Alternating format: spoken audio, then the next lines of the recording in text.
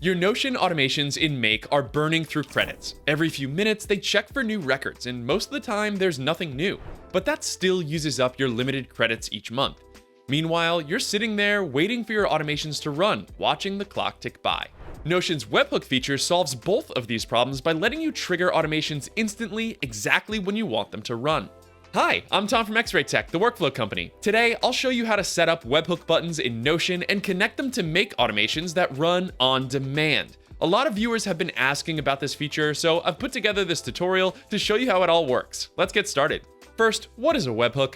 A webhook is simply an HTTP request that sends data to a specific URL. Think of it like pressing a doorbell. When you press the button, it immediately alerts whoever's inside.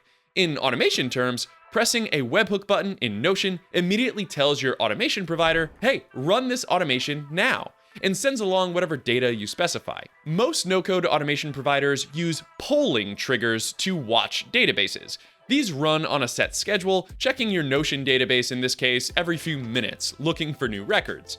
The exact interval depends on your automation provider and the exact subscription level you have.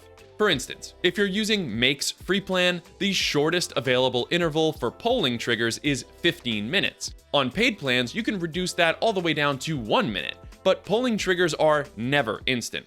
Every time a polling trigger runs, it consumes an operation credit, even if there's no new data.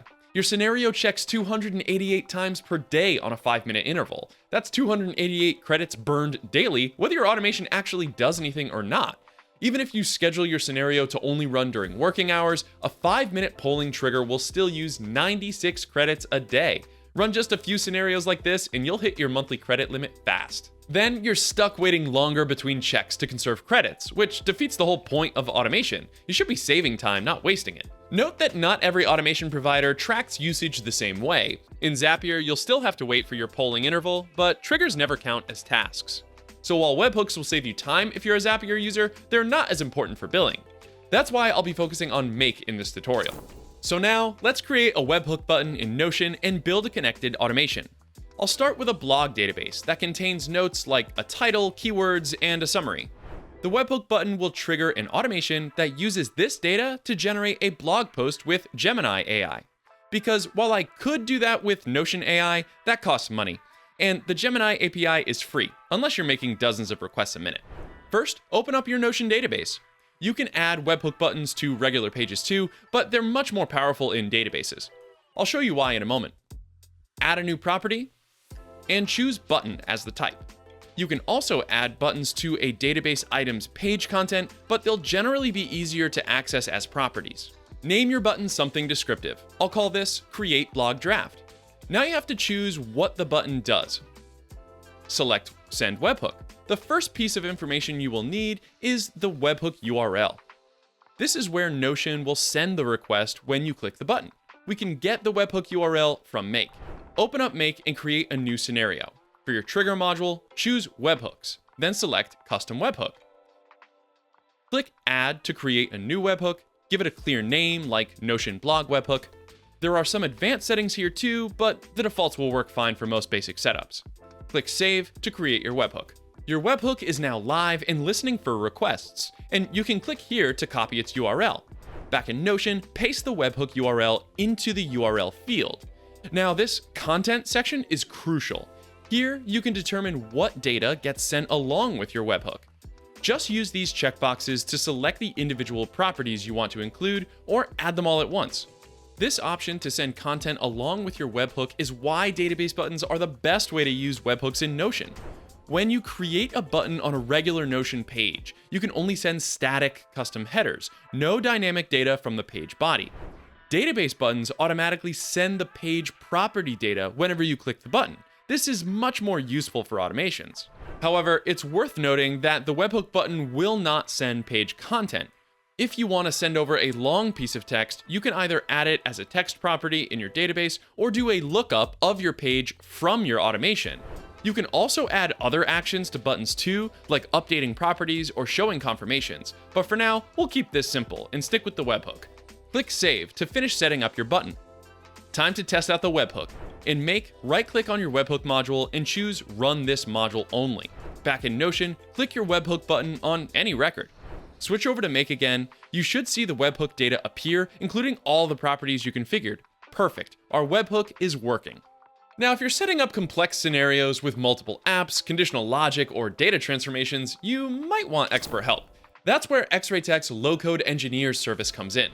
You can get hourly support for Notion, Make, or any other no-code tool with our hand-picked engineers. Go to lowcodeengineers.com to get started and book your first collaborative building session. Now we can add modules to process this Notion data and send it to any other app. For instance, you could send project information to QuickBooks to generate invoices automatically, or you could push new employee data to Asana for onboarding tasks. For our example, let's send this content to Gemini to create a draft. I'm going to add a Gemini module to take advantage of that free API and choose Create a Completion.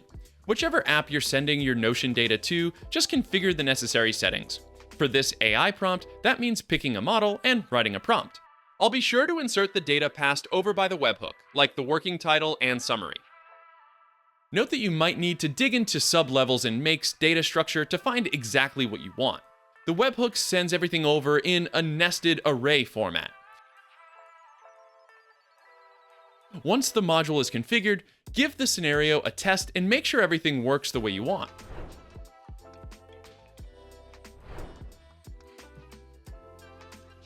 Here's the output from Gemini. This is a pretty decent blog draft.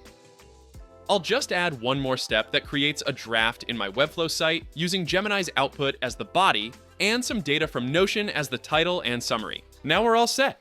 Save your scenario and turn it on to start using it. Now, whenever you click on the webhook button in Notion, the automation will run instantly. No waiting for polling intervals, no wasted credits checking for new records every 5 minutes.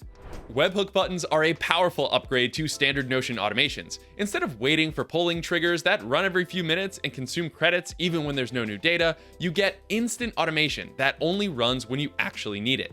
This approach works with any automation platform that supports webhooks, like Pipedream, Zapier, and Microsoft Power Automate, not just Make. Try it with your current workflows to see how much time and credits you can save.